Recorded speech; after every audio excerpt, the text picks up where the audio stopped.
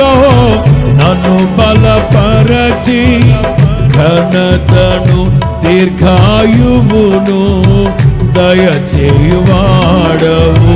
నిత్యమైన కృపతో నన్ను బలపరచి ఘనతను దయచే.